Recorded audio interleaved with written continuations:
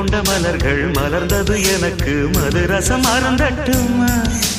விடுகின்ற வரையில் முடிகின்ற வரையில் கவிதைகள் எழுதட்டுமா